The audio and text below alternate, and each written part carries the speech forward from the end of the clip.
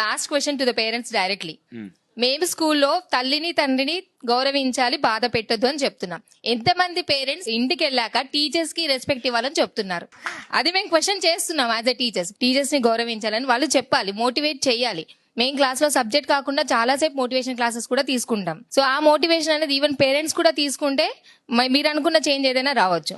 ఖచ్చితంగా నేను ఇందాక కూడా చెప్పాను, అమ్మ నాన్న టీచర్ ముగ్గురు కలిస్తేనే పిల్లాడి జీవితం బాగుపడుతుంది. తల్లి గనక పిల్లాడి ముందు తండ్రిని తక్కువ చేస్తూ మాట్లాడితే పిల్లాడి జీవితం నాశనం అయిపోతుంది, తండ్రి విలువ పడిపోతుంది.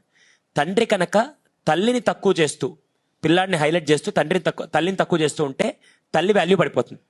ఇదే తల్లిదండ్రులు ఇద్దరు, ఎరా మీ టీచర్కి ఇది కూడా రాదా, మీ టీచర్ ఏం చెప్పలేదా, మీ టీచర్ వేస్ట్ అనే డైలాగులు వేడుతూ టీచర్ని తక్కువ చేస్తూ మాట్లాడితే నేను హీరో అవుతా, కానీ అక్కడ ఆ అబ్బాయి దృష్టిలో టీచర్ వాల్యూ పడిపోతుంది. 200% ఇప్పుడు చాలా సందర్భాల్లో ఈ తల్లి